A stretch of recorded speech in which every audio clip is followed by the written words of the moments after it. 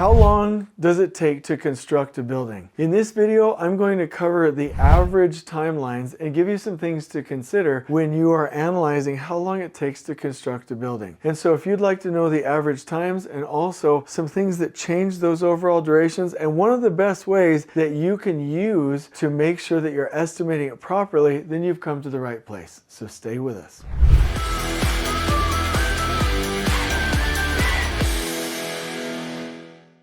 So check this out. I love this topic. Let me pull out just a little bit to a macro level, right? So there are averages, which I'm about to give you, but there are a lot of one-offs when it comes to how long a project takes. Like if you were talking about like the Sydney Opera House or the Guggenheim Bilbao or what they call the train to nowhere, the bullet train in California, the one that's taking forever, right? Some of these projects take a considerable amount of time. And if you've read the book, How Big Things Get Done, which I hope everybody does. I wish I could just turn that book into like some kind of chemical and just pour it in the water source for everybody to know and understand, right? If you check out that book, you'll know how important it is to pre-plan and to assess your risks, but also, in addition to assessing your risks, go forecast how long a project will take based on a reference class. And that doesn't mean just one or two. Hopefully we're getting like 50 or 100 or 150 or 500 representative examples. So you can start to maintain an internal database for this within your company so that you can keep track of your previous projects and understand your reference class to forecast future projects. Or they offer, from the folks that wrote the book, How Big Things Get Done, they offer trainings and access to their database as well. So the key is, how long does a project take? The best answer is to take a reference class, right? An aggregate or an average of how long that program type, that size of a building in that region takes, right? From an overall cost and duration standpoint, that's what it's going to take for the future projects, right? So that's the best way to do it. And you can either do it from overall total budget, total duration, or the overage for your budget and your duration, and make sure that you're projecting future projects the right way according to the reference class. So that is the way to do it. And the longer that I'm in consulting and in scheduling and production planning and in our own construction company, the more I believe in these reference class forecasts. So that's really the right answer. But let me give you some averages right now.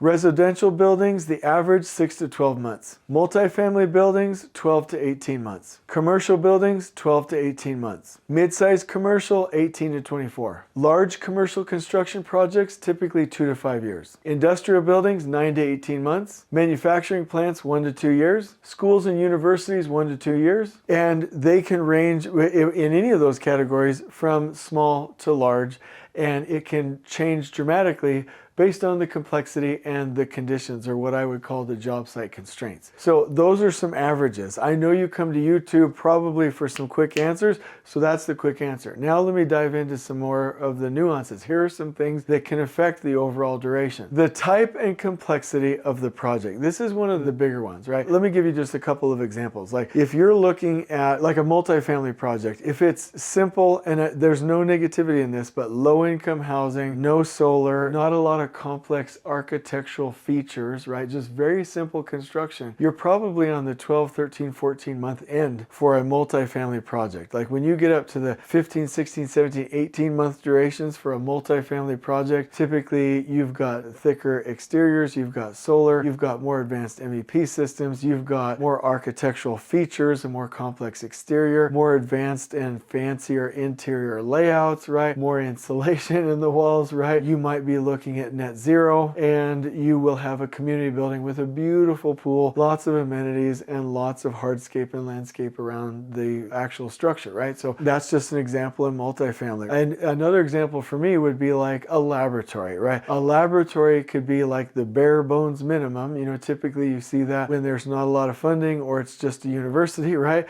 But if you're talking about like a high-end, university laboratories can be included in this, but not just a private private company or like high-end, wanting to attract some really, really nice researchers with like high-end lab finishes, right? You're talking about a different duration. So like, let's just take a normal 4-story, 120,000 square foot laboratory, for example, right? Your duration for that project, if it's on the simpler side, low budget, university, just bare bones, right? You're probably talking like anywhere from 18 to 20 months. If you have high-end finishes, taller ceilings, the more advanced equipment, lots of changes based on the end users, you want it to be architecturally aesthetic, like a beautiful building with a beautiful exterior. You want this to be like the keystone of your campus. You want to attract the best researchers. I've said that multiple times, but you have a much more complex building. You're probably talking about 23, 24, 25, 26 months to build that project. So complexity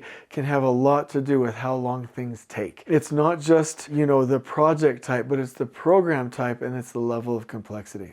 The other thing is permits and approvals, right? Depending on where you are, it might take longer to actually develop and permit this, right? If you're in a location where the city really wants, some economic growth, really wants to attract new people, and your building type really adds to the economic growth of the local government, and the AHJs are incentivized by the mayor, by the governor, by the city officials to actually expedite the process, and they're not over capacity, you can typically design and go through the entitlements phase and permit a project pretty fast. If you are in a very high-end community, right, that is overburdened in their permitting department, there's lots of growth, they aren't really incentivized for a lot of the different types of businesses. Only the things that they really specifically care about, those durations can extend. So like, I'm thinking like, if you are in the richer areas of San Francisco, in my local area in Scottsdale, right? The goal is higher end finishes and having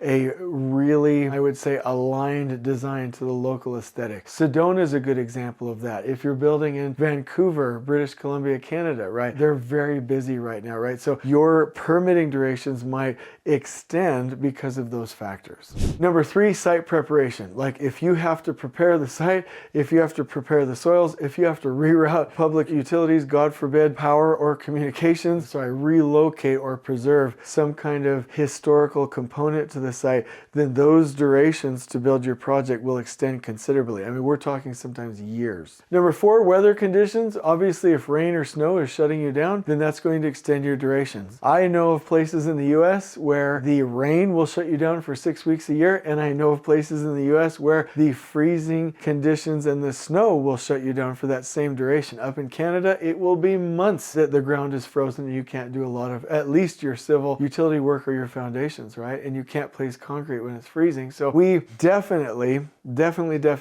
have to consider the weather in your local regions. Also, you will want to consider possible labor shortages, material supply and lead times, and major components to the structure that might be very difficult to build. You're looking at like roofs over a stadium or a bridge, or a dam that you have to build in a very difficult location. Like any of these things can extend or shorten your overall project duration. So that's when it becomes very specific. If you're looking at program types in pretty predictable circumstances, then those averages by program type will pretty much hold true. But I will always recommend that you like and subscribe to the video. Oh wait, no, I was talking about something else. I would always recommend that you use historical reference class to predict how long it will take, and always consider the one-offs. What makes this project harder and could extend it, and what conditions am I dealing with? Really, the way to identify how long a construction project will take is to go through the design and pre-construction process, anchor to a reference class, identify your risks, and make sure that you have a beautiful macro level TAC plan with multiple iterations that the team reviews, and you have fairly good certainty on how long that project will take. And don't get aggressive. Don't go into wish thinking. Assume the worst. That's typically what your project is going to take. I'm going to turn this into a blog post for you. We would love for you to like and subscribe to the video. And we have other videos on this channel that talk to you about how to schedule and plan your project that I hope you enjoy as well. But I hope you're able to implement this video and get a good idea for how long projects take. On we go.